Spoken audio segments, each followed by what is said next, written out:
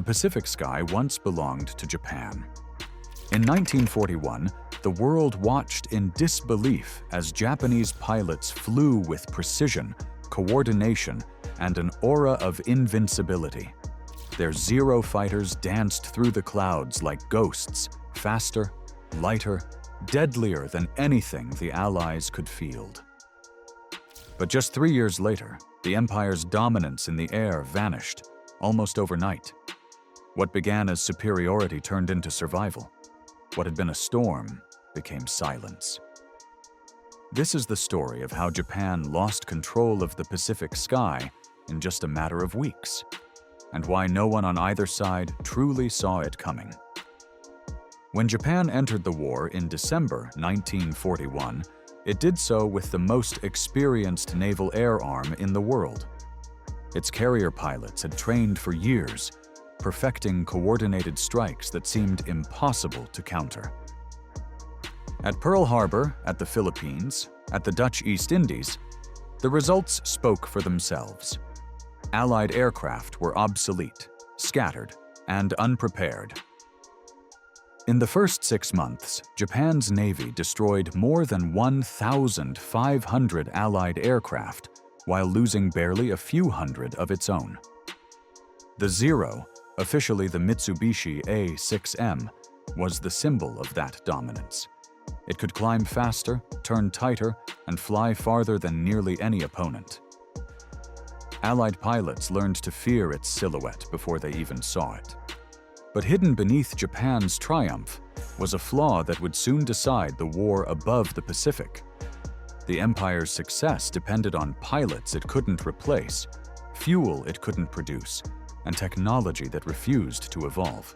While Japanese engineers celebrated the Zero's agility, American engineers were already designing its replacement before they ever fought it. By 1943, factories in the United States were producing new fighters by the thousands, each faster, tougher, and equipped with self-sealing fuel tanks and armor plating the Zero completely lacked. Japan's industrial base, dependent on imported steel and oil, couldn't keep up. The Empire had conquered territory for resources, but shipping them home required convoys across seas now crawling with submarines and bombers. For every Japanese pilot taking off from a Pacific island, the Americans could field 10 more with newer aircraft and months of advanced training. And so, slowly at first, Japan's dominance began to unravel. The turning point came over the island of the Marianas in June 1944, a battle history would remember as the Great Marianas Turkey Shoot. Japanese commanders launched more than 400 aircraft to defend the islands of Saipan, Tinian, and Guam. They expected to meet a wounded American fleet. Instead, they faced a storm of radar-guided Hellcats and carrier groups backed by an ocean of logistics. In less than a single day, over 300 Japanese planes were shot down. Dozens more crashed into the sea from mechanical failure or fuel loss. Veteran pilots who had once ruled the sky were gone, replaced by hastily trained recruits, some with fewer than 100 flight hours. American radar, radio coordination, and disciplined tactics turned the battle into a slaughter. When night fell, the Pacific sky no longer belonged to Japan. To understand how this collapse happened so quickly, you have to look inside Japan's aviation system. Unlike the US, Japan didn't have a centralized pilot training command. Each Navy Air Group ran its own schools, producing small numbers of elite pilots through years of selective training. When the war expanded, that system couldn't scale. By 1943, many of Japan's best instructors were already dead, shot down in the Solomon Islands or lost at Midway. The Empire tried to shorten training, cutting programs from 2 years to just 6 months. The result was predictable. Inexperienced pilots rushed into combat, faced American veterans flying aircraft with better radios, better armor, and better firepower. Technology had finally overtaken bravery. The American F-6F Hellcat became the symbol of the new Pacific sky. It wasn't elegant, it wasn't even the fastest plane in the world, but it was reliable, rugged, and perfectly suited to carrier warfare. The Hellcat's 50 caliber guns could shred a zero in seconds, and its self-sealing tanks let it survive hits that would have turned earlier fighters into fireballs. For every Hellcat shot down, the US built 3 more. For every 0 lost, Japan fell further behind. Industrial warfare had replaced the age of the ace. Then came the B-29 Superfortress, a machine so advanced it seemed otherworldly. Flying above 30,000 feet, faster than most interceptors could climb, the B-29 could strike Japan's home islands from bases thousands of miles away. It didn't just challenge Japan's air defenses, it bypassed them completely. By late 1944, formations of B-29s appeared over Tokyo, Osaka, and Nagoya. Japan's remaining air force scrambled to respond, but radar coverage was thin, and fuel reserves were nearly gone. Many fighters never even reached altitude before running out of fuel or mechanical failure forced them down. For the first time, the war Japan had begun overseas arrived over its own cities. The consequences went beyond numbers. Losing the sky meant losing control of communication, supply, even morale. Pilots who once believed they fought for an unbreakable empire now watched their homeland burn from afar. Some wrote farewell letters before every mission, knowing the odds were stacked against them. As defeat grew inevitable, Japan's air strategy turned from defense to desperation. In late 1944, a new order spread through Japanese air bases in the Philippines and Taiwan: special attack missions. The world would later call them kamikaze. For many pilots, it wasn't fanaticism, it was resignation.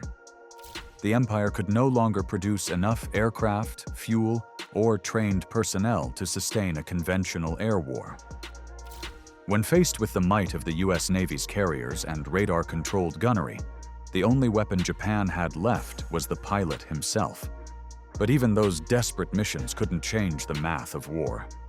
While Japan sent hundreds of young men on one-way flights, American factories rolled out thousands of new planes every month.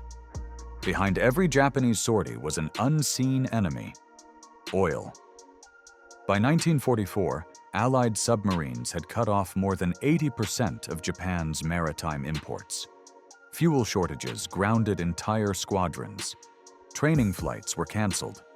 Pilots practiced with wooden mock-ups or taxied down runways without ever taking off. Without oil, even the best aircraft were useless. Japan's once formidable navy was now anchored in harbors, unable to sail. The sky grew emptier with each passing week. As the empire shrank, Japan's aircraft designers tried one last effort to regain control. They built faster interceptors: the Ki-84 Hayate, the N-1K Shiden, and the J-7W Shinden, a futuristic canard wing jet prototype. On paper, these planes could challenge the Hellcat and the Mustang.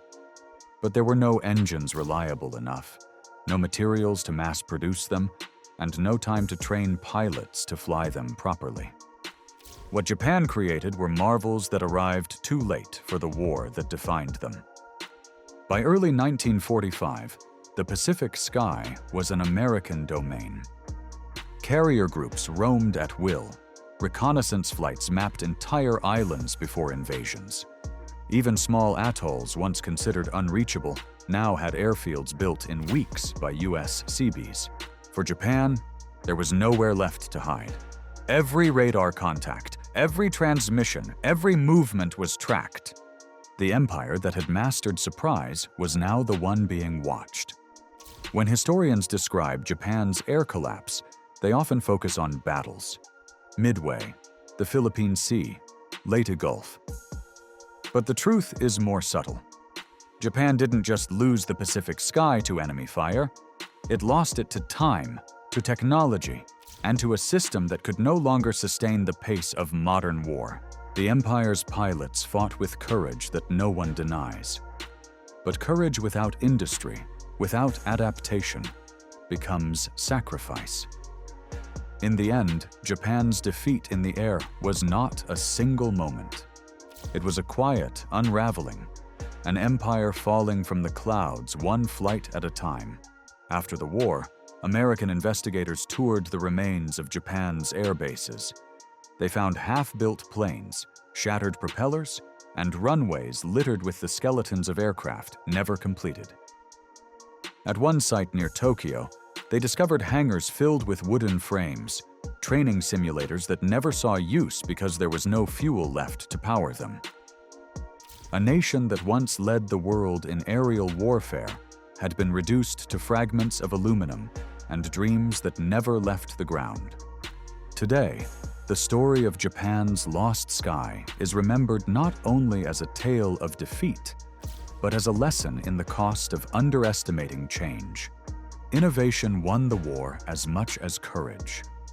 Intelligence networks, logistics, and manufacturing, these became the true wings of victory. And yet, even in loss, Japan's airmen left behind something enduring: the spirit of discipline, precision, and honor that would one day help rebuild the very industries destroyed by war. From the ashes of the Zero came the engineers who would design the aircraft of peace, the planes that would connect rather than destroy. 80 years later, the Pacific sky is calm again. But sometimes, when the wind is right, pilots flying over the Marianas still look down at the islands where it all changed: Saipan, Tinian, Guam, and wonder what it must have felt like to be there, in that moment when the balance of power shifted forever. Because in the end, history's turning points don't always come with explosions. Sometimes they arrive quietly, on wings no one saw coming.